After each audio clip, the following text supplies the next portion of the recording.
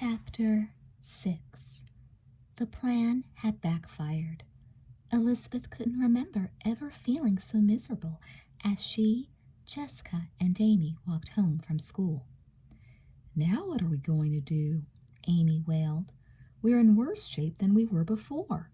We don't even get to play in the final championship game." Even though she felt as awful as Amy, Elizabeth tried to soothe her. "Come on, Amy. It's okay. So our plan didn't work. We're just going to have to come up with another one." Amy scowled. "I just wish we could get rid of Mr. Davis. Then we'd get a new homeroom teacher and everything could go back to normal." "Maybe we could get him fired," Jessica suggested. Elizabeth was shocked. "Jessica, it's the only way," Jessica said. "If he's not going to leave on his own, we have to make him leave." Amy agreed. "You know, Elizabeth, she's right. That's the only way we're going to get rid of Mr. Davis." "But how can we make a teacher get fired?" Elizabeth asked. "The only person who can fire a teacher is the principal." The girls walked in silence for a few minutes, thinking about this. Then Jessica stopped suddenly. "Hey, I've got it!" Elizabeth turned to her sister. Jessica's eyes had lit up, and a grin spread across her face. Elizabeth knew what that look meant. Jessica had a scheme. "Mr. Davis said that Mr. Clark is coming to our class on Monday, remember?" Jessica said, her voice bubbling with excitement. "Well, that's our chance. Mr. Clark will see what a crummy teacher Mr. Davis is, and he'll fire him." Amy looked doubtful. "But if the principal's in the room, you know Mr. Davis is going to try to impress him. He'll be on his best behavior." Jessica's grin broadened. "He might be on his best behavior, but we won't. Come on, you guys, let's hurry. We've got to call all the girls in our class. I've got a plan." Monday in homeroom, Elizabeth could feel the tension in the air. They were all about to do something they'd never done before, and Elizabeth could tell that quite a few of the other girls were feeling the same way she did. Nervous. Nora was actually pale. There were no pretty feminine dresses to be seen. If anything, the girls were dressed more casually than usual, in jeans and t-shirts. They actually looked a little scruffy, and they weren't giggling. Today, they meant business. This was war. Charlie and Jerry swaggered by Elizabeth's desk on their way to the boys' side of the room. Jerry spoke in an especially loud voice. "Boy, those girls play lousy softball." "Yeah," Charlie replied in an equally loud voice. "I'm glad we got them kicked off the team. Now we've got a chance to win." Elizabeth ignored them. She had too many other things on her mind. It was almost time for the bell, and the girls prepared to go into action. The girl sitting in back of Elizabeth tapped her shoulder. Elizabeth turned slightly, took the pack of chewing gum the girl held out to her, and removed a piece. Then she handed the pack across the aisle to Amy. As the bell rang, Mr. Davis and Mr. Clark came into the room. If Mr. Davis was at all surprised by the way the girls were dressed, he didn't show it. As usual, he didn't even seem to know they were there. "Good morning," Mr. Davis said. He began the roll call, and the girls unwrapped their sticks of gum. They began chewing noisily. As each girl's name was called, she responded with "yeah" instead of "here," and punctuated the word by snapping the gum loudly. When he finished the roll call, Mr. Davis directed his attention to the boys. "Today, as you all know, we are discussing government. Ross, what document is the basis for our democratic system?" "The Constitution," Ross said. "I have a copy of it." "Excellent," Mr. Davis said. "Why don't you read the preamble out loud?" As Ross began reciting, "We the people," the girls began cracking their gum even louder. Ross could barely be heard over the din. Mr. Davis didn't pay any attention to the unusual behavior, but Mr. Clark did. He frowned slightly and turned to the teacher just as Ross was getting to the part about domestic tranquility. "Mr. Davis, do you allow students to chew gum in class?" Mr. Davis appeared startled by the question. No, of course not. He looked at the girls as if he was surprised to see them there. Would you all please get rid of that gum? But we just put it in our mouths, Jessica yelled indignantly. Yeah, called Ellen. It hasn't even lost the flavor yet. Mr. Davis seemed to be at a loss for words. He looked at Mr. Clark helplessly. Girls, Mr. Clark barked, lose that gum now. Jessica touched her right eyebrow. This time, however, there were no giggles. Instead, the room echoed with a collective groan. Then the girls took the gum out of their mouths, wrapped it in the wrapper scraps, and tossed them on the floor. Mr. Clark was aghast. Girls, pick those up. He turned to Mr. Davis. Are they always like that? Mr. Davis looked at him blankly. Who? The girls, Mr. Clark exclaimed. Do they always behave like this? The girls? Once again, Mr. Davis stared at them as if he'd never seen them before. No, not usually. Now, class, can we get back to our discussion? Ross tried to find his place. Ensure domestic tranquility, he began. He hadn't even gotten through one more sentence when he was interrupted by a crash. A stack of books on Nora's desk had fallen to the floor, with a little help from Nora. Girls, please, Mr. Davis pleaded. We're trying to listen to Ross. Ross, you were saying, ensure domestic tranquility. Does anyone know what that means? None of the boys volunteered an answer, but Amy was waving her hand in the air. Mr. Davis was totally focused on the boys and didn't see her. Mr. Davis, Mr. Clark said, I believe that young lady knows the answer.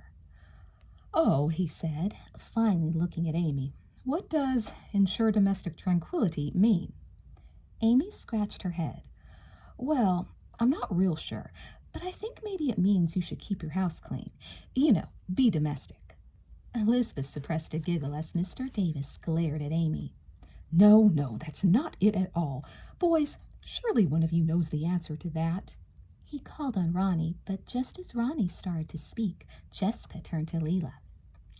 Hey, Leela, she said loudly, did you catch that new Johnny Buck video on TV last night?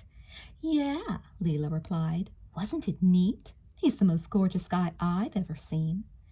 Amy, Nora called from across 2 rows, can you lend me a pencil? Sure, Amy yelled back, sending a pencil flying across the room. Mr. Davis was so intent on listening to Ronnie's explanation of domestic tranquility that he didn't even notice what was going on the girls' side. But Mr. Clark was staring at them with his mouth open. It was clear he didn't like what he saw. His face had turned beet red. Girls, be quiet. Mr. Davis finally turned away from the boys to see what the uproar was about. Girls, what's going on here? Is something wrong? He asked mildly. Mr. Davis, Mr. Clark said in frustration. Can't you keep your class under control? These girls are behaving very badly. Mr. Davis threw up his arms helplessly. What can you expect from girls? Mr. Clark eyed him stonily. I expect for you to demand a little discipline. This is not the way students are supposed to behave at Sweet Valley Middle School. Mr. Davis nodded. Yes, I realize that. Now, girls, please settle down and listen to the discussion. He went back to the boys. Who can explain the Bill of Rights to us? At that, several girls leaned back in their seats and closed their eyes. Others rested their chins in their hands and put on expressions of boredom. Jessica put her head on her desk and closed her eyes tightly. Then she faked a snore just to make sure Mr. Clark noticed. Elizabeth opened one eye to see how Mr. Clark was reacting to this. He had his hands on his hips, and he was shaking his head in annoyance. Mr. Davis. Yes? The girls appear to be bored. Perhaps you should involve them in the discussion. Mr. Davis sighed. With obvious reluctance, he went back to his desk and picked up the roll. Although he now knew who all the boys were, he hadn't bothered to learn the girls' names. Ellen Reitman, can you tell us what the Bill of Rights is? Ellen twisted a lock of her short brown hair. No. Leela Fowler, what is the Bill of Rights? Leela stretched her arms above her head and yawned lazily. I haven't the slightest idea. Can't any of you girls describe the Bill of Rights? Mr. Davis asked. One girl slowly raised her hand. Is that when you buy some rights and they send you the bill? Mr. Davis shook his head. No. Elizabeth Wakefield, do you know the answer? Elizabeth knew what she had to do, and she couldn't let the girls down. She lifted her head. I don't know, she said simply. I never heard of it. Then she put her head down again. She had a feeling that the boys were looking at her in astonishment. Elizabeth Wakefield not knowing the answer to a question? It was unbelievable. Mr. Davis shook his head in disgust and glanced back at the roll. Amy Sutton, please tell us the names of the two major political parties in the United States. Amy's forehead wrinkled as she pretended to think about this for a minute. Then she grinned. The good guys and the bad guys? This is ridiculous, Mr. Clark sputtered. Mr. Davis, may I see you out in the hall? The second the two men were out the door, Jessica sprang up from her seat. She positioned herself against the wall, right next to the door, and listened intently. She ran back to the nearest girl and gleefully reported that Mr. Clark told Mr. Davis that if he didn't get this class in shape, he would be in serious trouble. Elizabeth leaned across her desk and shared this information with Amy. By the time Mr. Davis had returned to the room, all the girls knew. Mr. Davis looked nervous and flustered. I'm afraid our discussion today hasn't been very successful, and I'm disappointed in all of you. I hope some of our other projects are proceeding more smoothly. Tom, how are your rehearsals coming along? Tom looked at him blankly. Rehearsals? For the 6th grade follies, Mr. Davis said. Surely you've been rehearsing your skit. Well, not exactly, Tom said. Mr. Davis looked even more distressed. But the program is only a few days away. Don't you think you boys ought to get moving on it? After that disastrous softball game and today's disruption, this class had better do something right. The skit will be great, Ross assured him. All we have to do is act like a bunch of apes. Besides, there aren't any girls in the skit to mess it up. Mr. Davis sighed, then nodded. Just do a good job, boys. All right, listen up, everyone. I have something important to announce. The Sweet Valley Town Council is considering a proposal to remodel this school.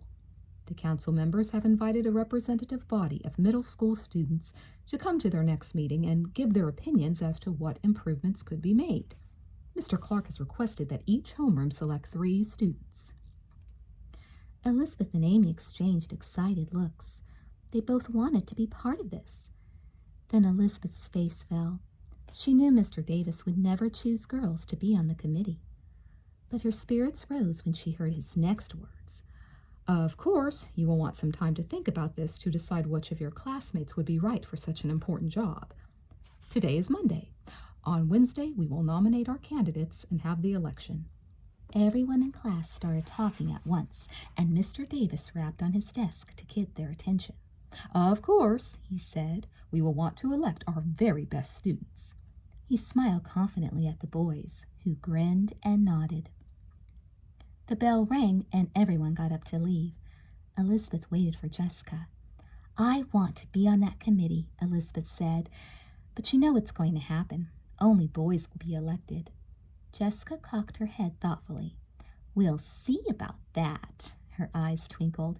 It just might not work out that way at all.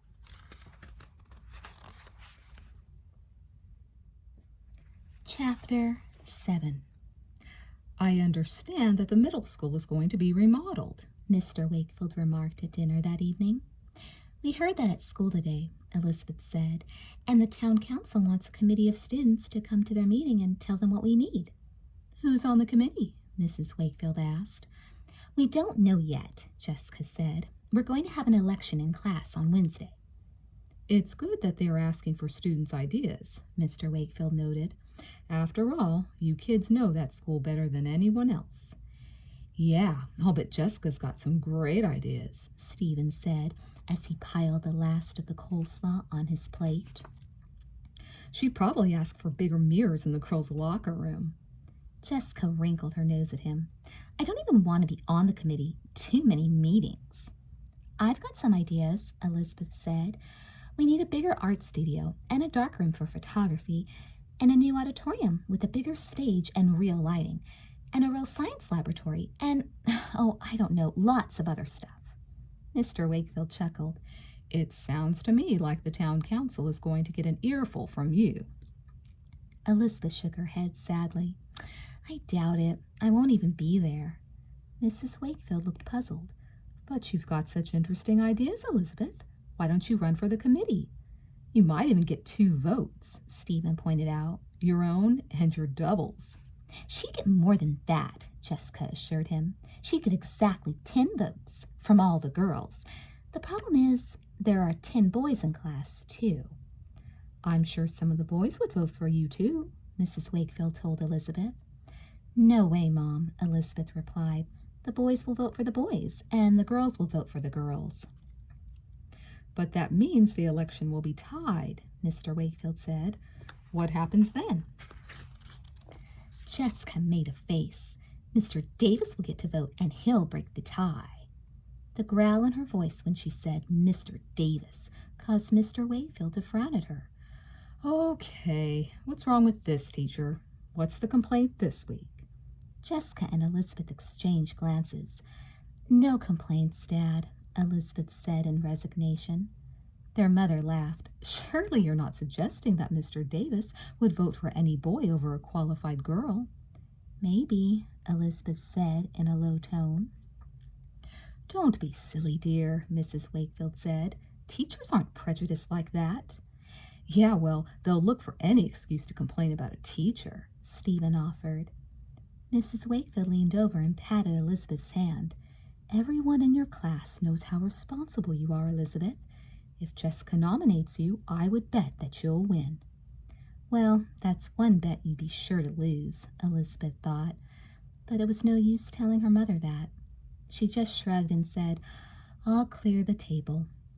Later, as she and Jessica were doing the dishes alone in the kitchen, Elizabeth was free to complain all she wanted to.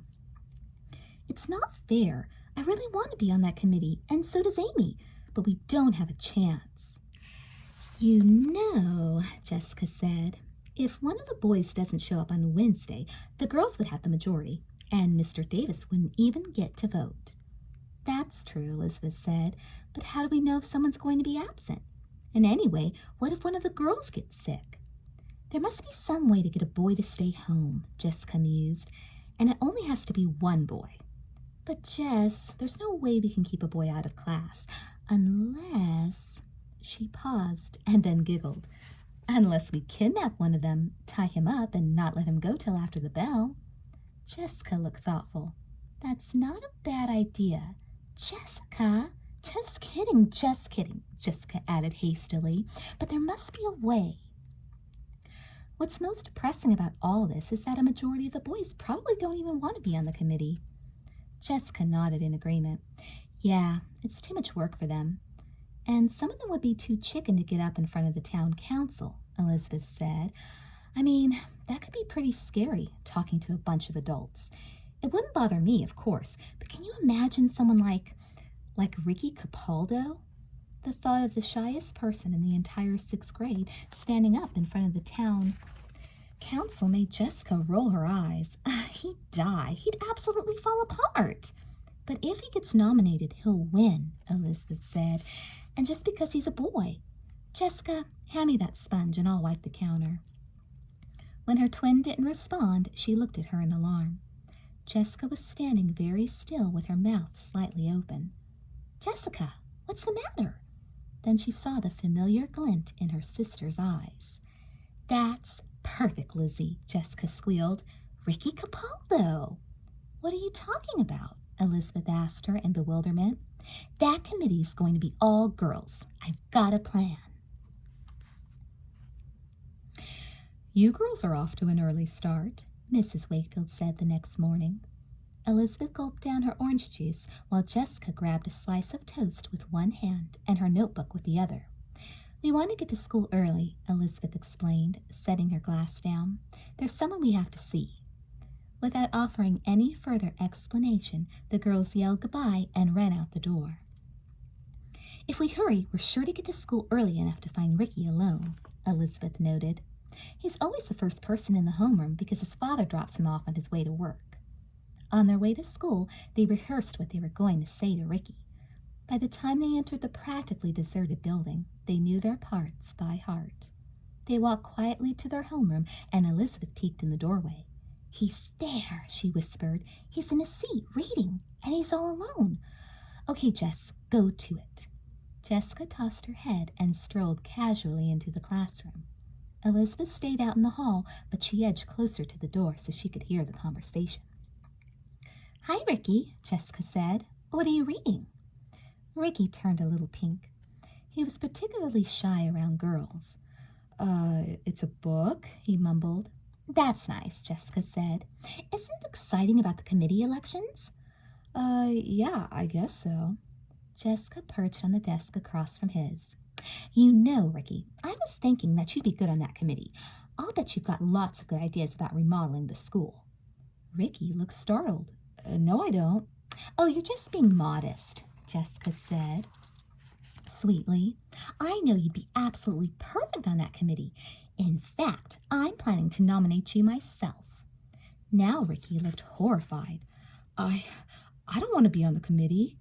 Jessica laughed merrily. "Don't be silly. Of course you do. And I'm sure you'll be elected. All the boys will vote for you, and I'm going to get all the girls to vote for you, too." With that, she smiled brightly, got off the desk, and walked out. She didn't have to look back to know what Ricky's expression was. She could just imagine the look of terror on his face. Back in the hall, she beamed triumphantly at Elizabeth. "I've done my part. Now it's your turn." Elizabeth walked into the room. "Hi, Ricky," she said casually. She gazed at him in concern. "What's the matter? You look kind of upset." He just shrugged and didn't say anything, so Elizabeth tried again. "Did you just get some bad news or something?" Finally, Ricky nodded. Jessica was just in here. She said she's going to nominate me for that committee." "That's nice," Elizabeth said. Ricky shook his head. "No, it's not," he said, in a small voice. "I don't want to be on it." Elizabeth tried to look sympathetic. "Gee, that's too bad. If Jessica nominates you, you know you'll be elected. And then you'd have to tell Mr. Davis you don't want to be on the committee. I guess that would be pretty embarrassing." Ricky nodded fervently. Maybe you could tell Jessica not to do it." Elizabeth smiled helplessly. "I don't think that would work, Ricky. Once Jessica's made up her mind to do something, there's no stopping her." Ricky stared down at his desk. "Of course," Elizabeth added, "if you're not in school tomorrow, she couldn't nominate you, could she?" Now Ricky looked up, and there was hope in his eyes. Kids were starting to come into the room, and Elizabeth went to her own seat. Jessica came back in and looked at Elizabeth with her eyebrows raised. Elizabeth grinned and nodded. When the bell rang on Wednesday morning, Elizabeth looked around to the boys' side of the room and counted. There were only 9. She sighed in relief. Their scheme had worked. She turned to flash Jessica a V for victory sign, and then her face fell. There was an empty seat next to Jessica. Leela Fowler was absent, too. Elizabeth sank deeper in her seat, filled with disappointment. They were right back where they had started from, with an even number of boys and girls, and Mr. Davis would get to break the tie. Mr. Davis called the roll, noting the absences of Ricky and Leela. "All right, class," he began. "As I told you on Monday, we need to elect our representatives to the town council. The floor is now open for nominations." Amy jumped out of her seat. "I'd like to nominate Elizabeth Wakefield." "What's the point?" Elizabeth thought grimly. "There's no way I'm going to win." Mr. Davis wrote Elizabeth's name on the board, then looked to the boys' side. "More nominations?" The boys looked at one another uneasily. As Elizabeth suspected, none of them were too eager to get involved. For a moment, she felt a spark of hope. Maybe, if none of the boys were nominated, girls could get on the committee after all. She held up her hand, and since she was the only person in the room with her hand up, Mr. Davis was forced to call on her. I nominate Amy Sutton, she said. Mr. Davis looked at her kindly. Now, I want all you girls to think long and hard before you nominate one another. Remember, this is an extremely important committee, and you'll be expected to work very hard. A job like this requires firm and decisive action. Elizabeth repeated what she had said. I nominate Amy Sutton. Mr. Davis shook his head regretfully, but he wrote Amy's name on the board. He turned to the boys hopefully. Let's have some more nominations. Still, the boys didn't move, and again Elizabeth waved her hand in the air. There was no law that said you couldn't nominate two people. Nora Mercandy, she called out. Mr. Davis glared at her with annoyance. He went back to the board, scrawled Nora's name quickly, and looked at the boys, his eyes pleading. Boys, are you going to let this happen? This committee could affect everything that happens here at Sweet Valley Middle School. You could help the school get a bigger gym or even a new science lab. Come on, boys, we need some men on this committee. That finally stirred them to action. Charlie nominated Jerry, Jerry nominated Charlie, and Tom nominated Ronnie. Elizabeth and Amy looked at each other in despair. Very good, Mr. Davis said, looking relieved. We've got 6 candidates and we need to elect 3. If by any chance the votes are tied, I will cast the deciding vote. Now, for the first candidate, Jerry McAllister. But before he could say all in favor, the door to the room opened and in walked Leela. Sorry I'm late, she said to Mr. Davis. Here's my excuse. She tossed a folded piece of paper on his desk and ran to her seat. Elizabeth had never been so happy to see Leela in her life. All over her side of the room, girls were sitting up straighter and murmuring excitedly. Attention, please. Mr. Davis didn't look happy at all. We have to vote. And girls, remember, you don't just want to vote for your friends. You want to vote for the most qualified people. Which is exactly what Elizabeth wanted them to do. And when the hands were counted, Charlie, Jerry, and Ronnie each got 9 in favor votes. Elizabeth, Amy, and Nora each got 10.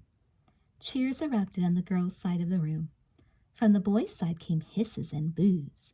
Mr. Davis, looking aghast, pounded on his desk for order. Then the bell rang.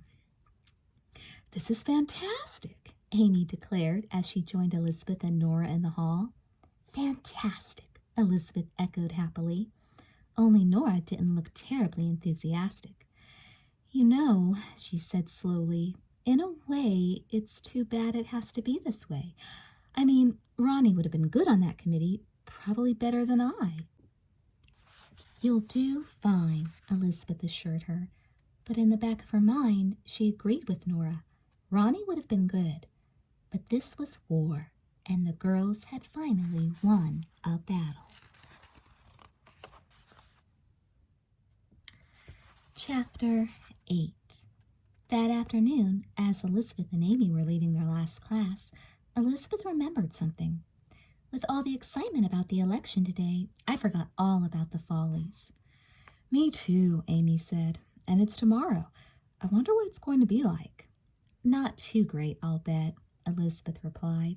It sounds like such a dippy story, and Tom doesn't know anything about directing. They were walking toward the exit when Jessica came running up to them. Listen, you guys, she said. I just found out that the boys are rehearsing for the follies in the cafeteria. Let's go watch them. The prospect didn't thrill Elizabeth. She had a feeling she'd just get depressed watching the boys practice when she wasn't involved at all. What's the point? She asked.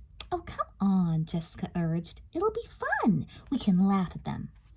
I'd like to see what's going on, Amy admitted. After all, they are going to be representing our entire homeroom. Let's do it. Reluctantly, Elizabeth agreed, and the girls headed to the cafeteria. As they approached, they could hear the boys yelling and making all kinds of noise. They peeked inside and were greeted by total chaos. Tables had been pushed aside to create an empty space toward the front of the room. Charlie, Jerry, and 3 other boys were running back and forth, making loud grunting noises. Ronnie was holding a yardstick as if it were a rifle, and he was pointing it at Ross. Pow, pow, he yelled. Ha, you missed me, Ross shouted back. Poor Tom just stared at them, looking totally frustrated and confused. Come on, we gotta get to work, he yelled, but the boys ignored him. They look like first graders at recess, Elizabeth whispered to Amy. The girls slipped inside and sat down in the back of the room. Finally, the boys settled down, and Tom wearily ran his hand through his hair. Let's start from the beginning, he said. Ross, you're the real ape. You come on first. Ross lumbered into the center of the space, his arms up in the air and held out sideways. He took big, clumping steps, and with each step he shouted, Ugh, ugh. That's not how an ape moves, Ronnie objected. He's acting like the monster in Frankenstein. Ross immediately stopped doing his imitations. Oh, yeah? What do you know about apes? We just saw some in the zoo last week, Ronnie said, and that's not how they looked. That's how they look to me, Ross insisted. He turned to Tom. Isn't that right? He raised his arms again. I don't know, Tom said. I guess it's okay. He consulted the script in his hand. It says here you're supposed to beat your chest and make noises like an ape. Ross began pounding on his chest and screeching, but Elizabeth thought he sounded more like a very sick dog than an ape. She could tell from Tom's expression that he wasn't too pleased either. That doesn't sound right, he said. Ross scowled. Then show me how you want me to do it. Tom scratched his head and looked helpless. I guess it's okay. Now you're supposed to run off the stage. Which way? Ross asked. I don't care, Tom replied. Just get off the stage. Now Ronnie and the rest of you guys, come on. The other boys ambled into the center area and stood there uncomfortably. What do we do? Ronnie asked. You're supposed to be hunters, Tom said. Act like hunters. How do hunters act? Charlie asked. I don't know, Tom snapped. Jerry, you're supposed to say something. What am I supposed to say? Tom looked as if he were going to explode. Didn't you learn your lines? Jerry shrugged. I guess I forgot. In the back of the cafeteria, Elizabeth had her hands over her eyes. Amy was groaning, and Jessica had her mouth covered so the boys wouldn't hear her giggles. This is awful, Amy exclaimed. I can't bear to watch it, Elizabeth said. It's going to be so embarrassing when they get on that stage tomorrow. Uh-oh, Jessica said suddenly. We've been spotted. Sure enough, Tom was looking in their direction. The girls saw him beckon Ronnie over, and they had a whispered consultation. Then Tom turned abruptly and started toward the girls. Should we make a run for it? Amy asked. No, let's wait and see what he has to say, Elizabeth said.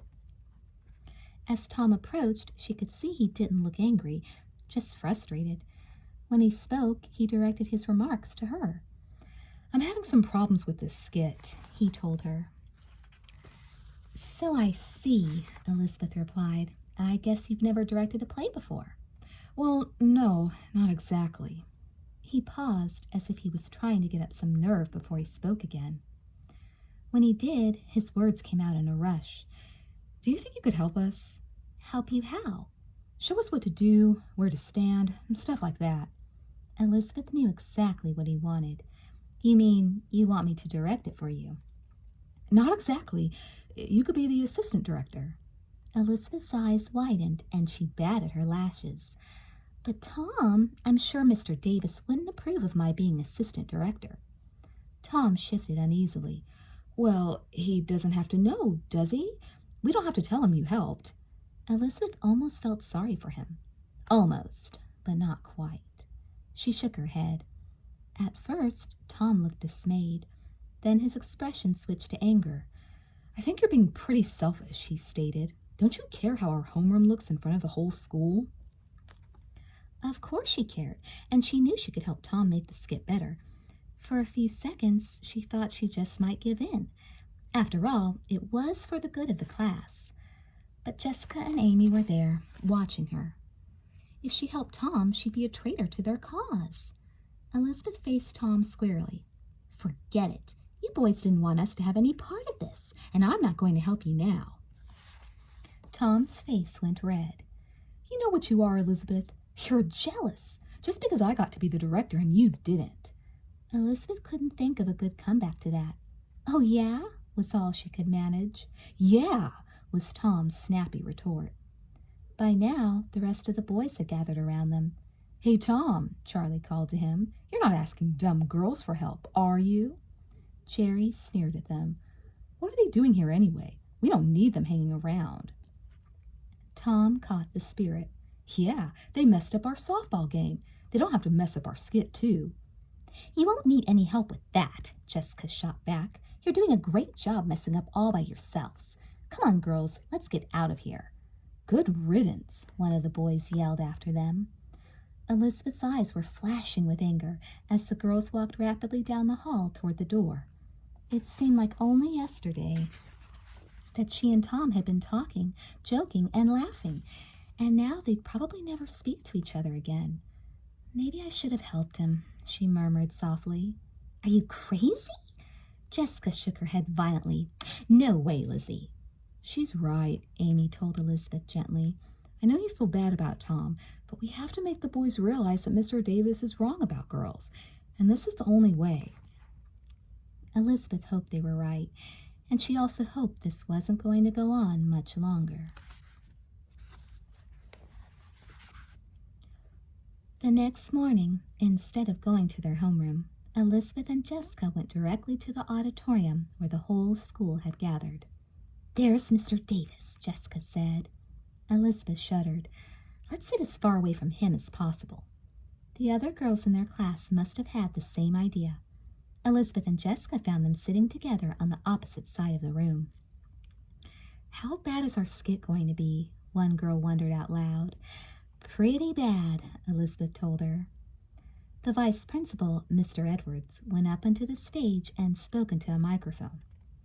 Welcome to the 6th grade Follies. As you all know, this is an annual tradition here at Sweet Valley Middle School. Each of our 6th grade homerooms has prepared an original skit.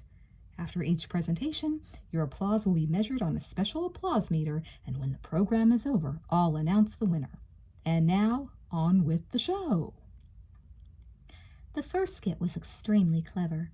A girl with long blonde hair tied back with a blue ribbon wandered onto the stage. The funniest thing just happened to me, she said. I was chasing a rabbit and I fell down the rabbit hole. When I got to the bottom, I found myself here at some strange place called Sweet Valley Middle School. What followed was a cute takeoff on Alice in Wonderland. The Cheshire Cat was the principal, the Mad Hatter was the librarian, and the tea party was a typical cafeteria lunchroom scene. The audience was laughing so hard that Elizabeth could barely hear some of the lines, but the ones she heard were funny. She would have been laughing along with the rest of them if she hadn't been thinking how awful her homeroom skit was going to look in comparison. When the skit was over, the audience applauded enthusiastically and then settled down for the next performance. The second skit was good too. It was about a football team with a mysterious player who never took his helmet off. He scored all the touchdowns and he was the team hero, but no one knew who he was.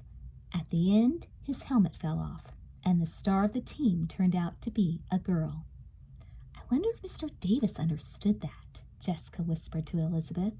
I doubt it, Elizabeth replied. Along with the rest of the audience, she applauded the skit vigorously. And then came their homeroom skit. When Tom came on stage wearing a rubber gorilla mask, there were a few titters in the audience, but that was the last laugh the skit got. It was awful, even worse than it had seemed the day before. The boys were running all over the stage, bumping into one another. Most of them forgot their lines, and the ones who remembered theirs couldn't even be heard from behind their masks. No one could figure out what was going on. Some kids in the audience started booing. Elizabeth bowed her head in shame. When the skit was over, there was hardly any applause at all. When all the skits had been performed and the awards presented, the girls stayed in their seats while everyone else stood up and headed for their next class. I don't want to face anyone, Nora moaned. I feel like hiding for the rest of the day. On her way out, Elizabeth passed Mr. Clark and Mr. Edwards. She couldn't help hearing what Mr. Clark was saying. I don't understand what's happened to that class. They seem completely out of control. If they don't shape up, I'm afraid I'm going to have to do something about Mr. Davis. Good, Elizabeth thought. She hoped Mr. Clark would speak to Mr. Davis, and she knew exactly what she wanted Mr. Clark to say. Mr. Davis, you're fired. Chapter 9. Mr. Davis made a speech in homeroom on Friday morning. As he spoke, he fiddled with his tie, and he shifted his weight from one foot to the other. Elizabeth could see he was very nervous. Our principal, Mr. Clark, was not happy about your Folly's presentation yesterday. He felt the performance showed poor planning and organization. I must say I agree with him. For once, he wasn't looking directly at the boys. Instead, his eyes seemed to be focused on the wall opposite him, as if he didn't want to meet anyone's eyes. Mr. Clark also wanted to know why none of the girls were involved in the skit. All over the girls' side of the room, meaningful glances were exchanged. Mr. Davis paused, struggling for words. Perhaps the girls should have been involved. After all, it was supposed to be a theatrical performance, and girls can be very talented when it comes to acting. Elizabeth couldn't believe what she was hearing. Was Mr. Davis about to apologize?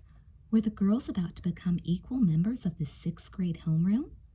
She watched Mr. Davis expectantly, eyes alert, hope growing in her heart. Mr. Davis spoke slowly. As you may know, my background is only in all boys' schools, mostly military academies. I have never taught girls before. I admit that I have limited experience with them and with their talents and abilities. Perhaps I have been too narrow in my beliefs. He stopped, then took a deep breath before he went on. The skit may have been a good opportunity to include girls in a classroom activity. However, it is too late for regrets. In the future, I will try to include more girls in activities that are suitable for them. Elizabeth looked at Amy. What a relief, she murmured. Amy nodded fervently. No kidding, she whispered. She raised her hand. Does this mean we're back on the softball team? To Elizabeth's surprise, Mr. Davis's face suddenly became hard and stern. No, I was only referring to suitable activities. I realize that physical exercise is good for girls as well as boys, but this is a championship game, and we must win it. It's the only way this homeroom can rise above yesterday's Folly's disaster. His expression softened, and his next words were spoken kindly. Look, girls, it is important to all of us that we win this game, right? Well, when it comes to athletics, boys are simply better suited than girls. It's a fact of nature that no one can change. I'm sorry, but maybe you can play next time when it's less crucial. It was as if a big black cloud had suddenly appeared over one side of the classroom. Their brief moment of triumph had vanished, leaving behind only despair. The girls hadn't won, after all. They still weren't equal. When the bell rang, Elizabeth motioned for Jessica and Amy and Nora to meet her in the hallway. The girls gathered just outside the door. "Do you have your uniforms here at school?" Elizabeth asked them. The girls nodded. "Mine's in the gym locker," Jessica said. "Mine's there too," Nora said. "I brought it this morning. I thought maybe Mr. Davis might change his mind and let us play after all." She sighed mournfully. "I guess it's just going to sit in that locker forever." "I'm not even going to the stupid game," Amy growled. "Yes, you are," Elizabeth stated firmly. "We all are, and we're going to wear our uniforms." "What's the point?" Amy asked. "It's the championship game," Elizabeth said. "And I'm sure Mr. Clark is going to be there.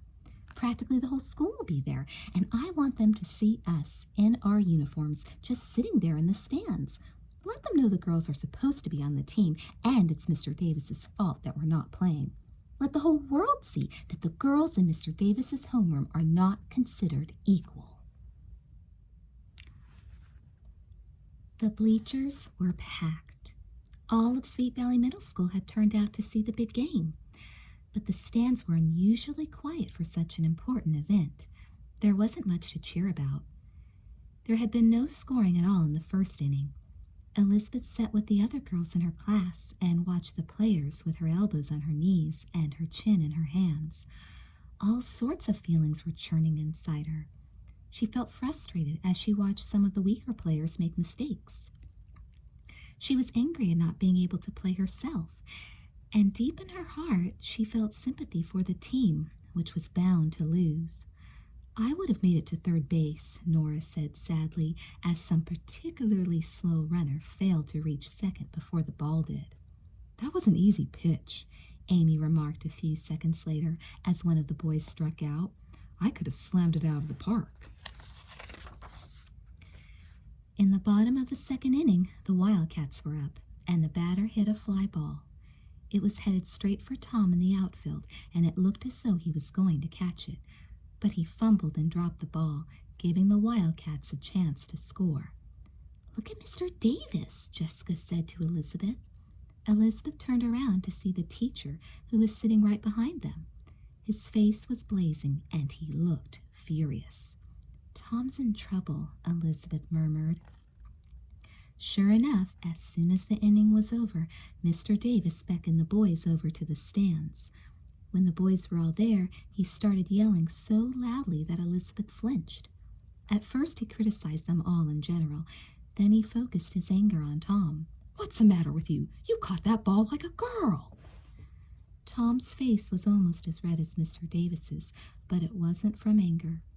Elizabeth knew Tom well enough to realize that he was ashamed and embarrassed, twice over, once for playing badly and again for being yelled at in public. And despite her own lingering anger at Tom, Elizabeth couldn't help feeling sorry for him. "What?" Jessica sputtered. "So that's how he thinks a girl catches? I could show him a thing or two." Two kids in front of them got up. "This game is boring," one of them said. "Yeah, let's go," the other said. "I don't get it. I thought this team was supposed to be good." "Hey, Jessica," called a voice from behind them. Jessica turned and waved to a group of unicorns sitting up in the bleachers. Janet Howell, the president, leaned over toward her. "How come you're not playing?" Janet asked. "I thought you were the hotshot in the outfield." "I am," Jessica replied, "but Mr. Davis won't let the girls play. He thinks girls aren't good enough for championship softball." All the girls turned to see Janet's reaction to that statement. The older girl's mouth dropped open, and her eyes flashed. "I can't believe that. Is he crazy?" She was answered by a row of bobbing heads. The game continued, and things got worse and worse.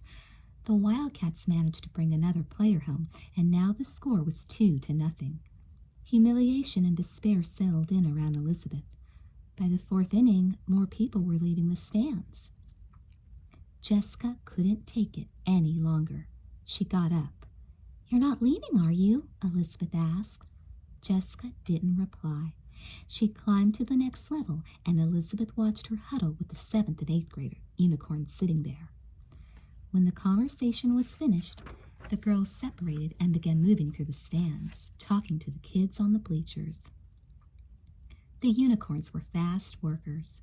Within a few minutes, the bleachers echoed with a resounding chant, "We want the girls! We want the girls!" Elizabeth saw Tom at the foot of the stands, looking up at the yelling crowd with a thoughtful expression. Ronnie and Charlie joined him. They had gathered right under her nose, and she could hear every word. "Listen to those jerks," Charlie jeered. "What do they know?" Tom shook his head. "The crowd's right. We need the girls. We're never going to win this game without them." Charlie looked at him as if he'd lost his mind. "Are you nuts or something? Don't you remember how they played last week?" Tom turned to the bleachers, looking directly at Elizabeth. "You guys were doing that on purpose, right? To teach us a lesson?" Elizabeth nodded. "Mr. Davis was acting as if we girls were so inferior, and you guys were going along with that. So we decided to act just the way we were being treated." Tom studied the ground for a minute. When his head came up, he wore a shamefaced expression. "I knew it all along." "Well, maybe it's not too late," Ronnie interjected. "Come on, girls, we can still win this game." "All right," Amy shouted gleefully. She jumped up, and Jessica and Nora followed, but Elizabeth stopped them. Hold on, she said, turning to the boys. No, guys, we're not going to play.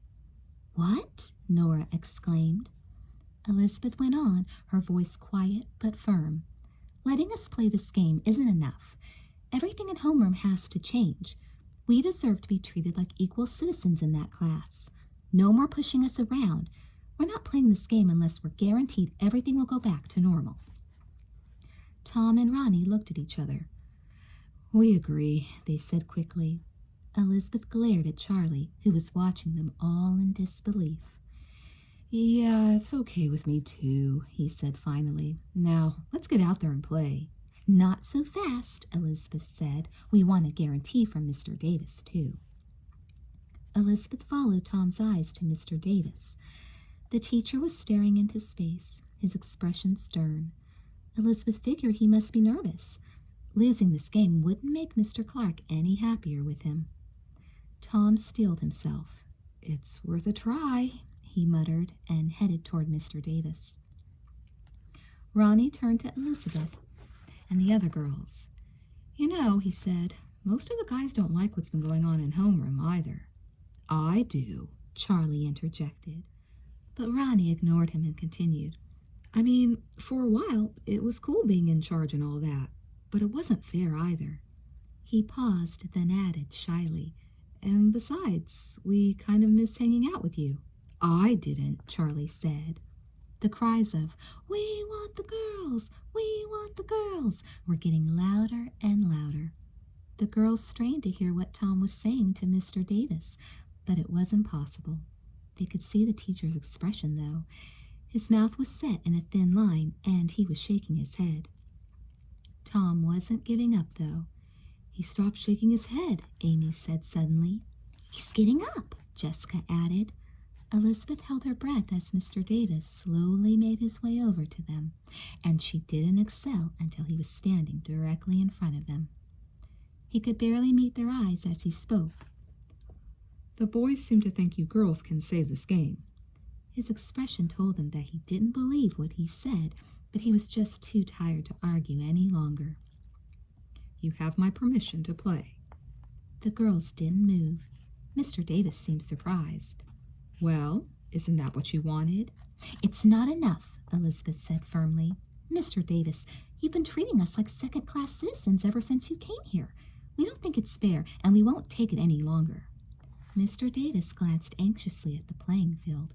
The Wildcats were spreading out into position. Okay, he said hurriedly. Whatever you want now, get out there. Still, the girls didn't move, and Jessica spoke. First of all, Mr. Davis, you owe us an apology for the way you've treated us. Mr. Davis was taken aback. Excuse me, young lady, but teachers do not apologize to students. Amy's eyes narrowed. Why not? If they're wrong, my parents would. Elizabeth couldn't believe they were actually talking like this to a teacher, but Mr. Davis was listening and seemed to be deep in thought. Finally, he shook his head, and there was the trace of a smile on his lips. All right, he said. I apologize. Now will you get out there? On the field, the umpire blew his whistle, and Elizabeth turned to the others. Come on, girls, let's play ball. Chapter 10. It was a whole new ball game. It was as if a burden had been lifted from the shoulders of the players. Everyone seemed to come back to life. The boys were inspired by the presence of the girls, and the girls were ready to play. When the Tigers were up, Nora took her turn at bat. She couldn't hit the ball, but she walked and managed to get on first. Ricky Capaldo was up next. Normally, he either walked or was struck out, but the mood of the game must have touched him, and today he put out that extra effort. He hit the ball far enough to put him on first, and Nora, the fastest runner in the class, made it to third. Amy was next up at bat. Waiting on the sidelines, Elizabeth could see the tension in the eyes of the pitcher. Everyone knew what Amy was capable of doing, but could she do it today? The pitch came. Amy swung. The ball went sailing into the sky, and it kept on going beyond the reach of anyone in the field. Nora came home, Ricky came home, and Amy ran around the diamond like lightning. She could have skipped if she'd wanted to, or even strolled. There was no way that ball would come home before she did. Now the score was 3-2, and the crowd was going wild. Elizabeth jumped up and down and looked all around her. She glimpsed a variety of expressions: excitement in the stands, glee among the Tigers, stunned surprise from Mr. Davis, and panic on the faces of the Wildcats. The Wildcats were caught unprepared. They had expected another easy victory, like last week's. Frantically, they tried to gather some momentum, but there was no way their efforts could match the enthusiasm of the Tigers. In the next inning, they didn't score at all. But their defenses were up, and in the top of the seventh, they fought back hard. Tom, who would be pitching in the bottom of the inning, studied the Wildcat pitcher carefully. "Look at the way he's got his hand curved," he said to Elizabeth. "I think I can do that." "Sure you can," Elizabeth said encouragingly. "You're the best pitcher we have." The brief conversation filled her with happiness. It felt so good to be talking to Tom again. The Tigers weren't able to score in the seventh inning, but at least now they were in the lead. And if they could keep the Wildcats from scoring in the bottom of the seventh, the championship would be theirs. Elizabeth took her position on first. She watched Tom approach the pitcher's mound, his expression intense and serious as he rolled the ball around in his hands. Briefly, he turned his head and winked at Elizabeth. She smiled back at him with all the confidence she could muster and gave him a thumbs-up sign. Tom fixed steely eyes on the batter and held him there for a few seconds. Then he wound up and threw. Elizabeth gasped. It was a perfect imitation of the Wildcat pitcher's curve. Before long, the Wildcats had suffered their first out. The next batter was ready for him, though. Somehow, he managed to make contact with Tom's curveball and got himself on first. The next batter wasn't quite so prepared. She had 2 strikes against her before she finally hit. Now the Wildcats had players on first and second, and Elizabeth started to get really nervous when she saw who was up next. It was Aaron Dallas, the biggest kid in the 6th grade, and the most powerful batter.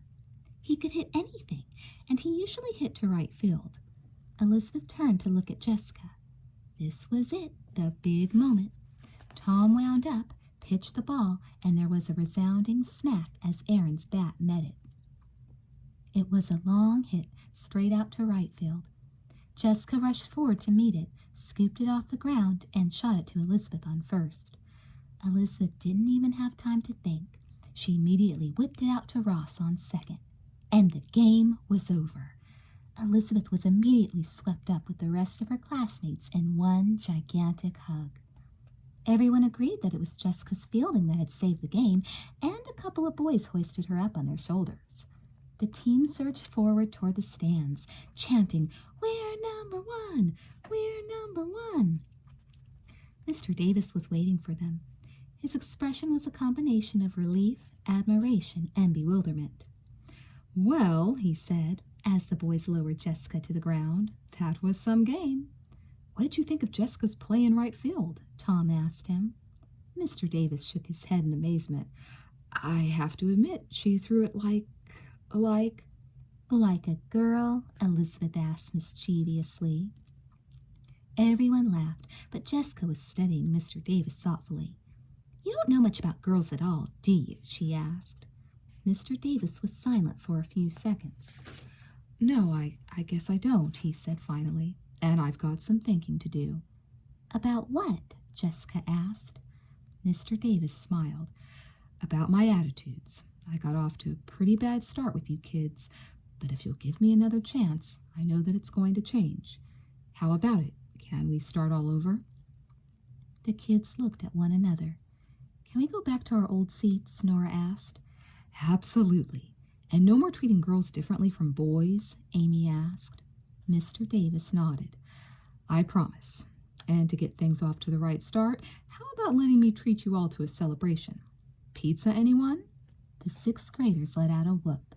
As Mr. Davis led them off the playing field, Elizabeth had a feeling that a new day had arrived. The girls were back in the ball game for good. Chapter 11. On Sunday morning, Jessica and Elizabeth were in the kitchen making sandwiches. Only this time, they weren't complaining about it. We haven't had a family picnic in ages, Elizabeth said happily as she spread mayonnaise on a slice of bread. Then she added layers of lettuce, tomato, and cold chicken. How many sandwiches do you think we should make? Jessica asked, carefully cutting a bright red tomato into thick, juicy slices.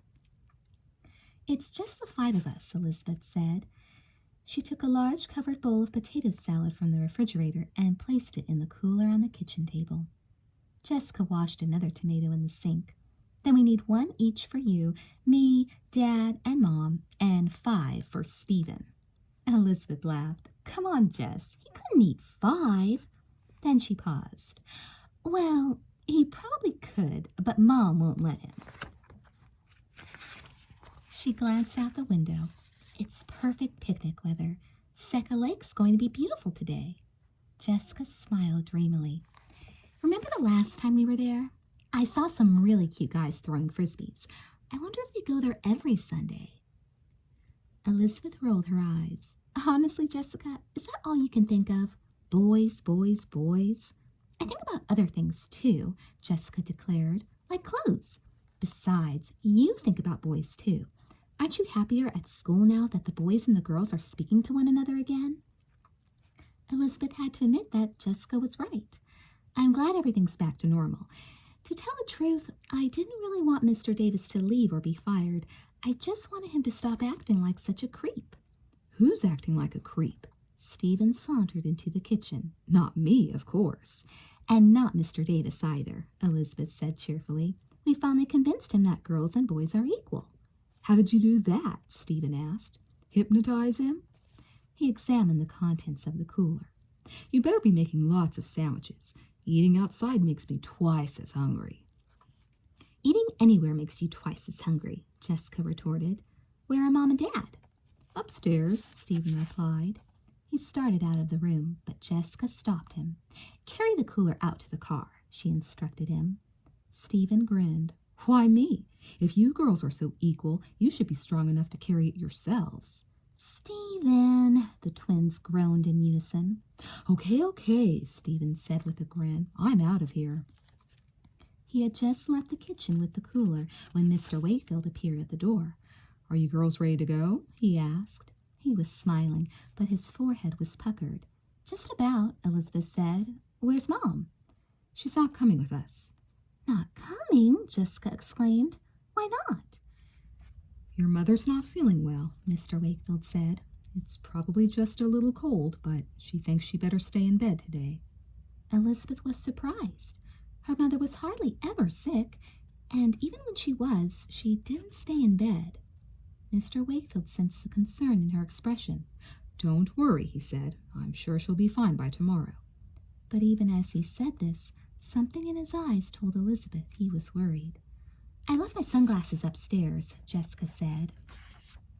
I'll get them, Elizabeth offered. She ran upstairs, got the sunglasses from Jessica's room, and then paused by her parents' bedroom. The door was slightly open, and she peeked inside. Her mother was sleeping. Elizabeth tiptoed in to get a look at her. Studying her mother's face, she had a feeling she knew why her father seemed disturbed. Mrs. Wakefield's face was pale, and there were dark shadows around her eyes. Something was wrong. Her mother didn't look well at all, and she definitely didn't look like someone who would be fine by tomorrow. Is Mrs. Wakefield seriously ill? Find out in Sweet Valley Twins number 18, Center of Attention.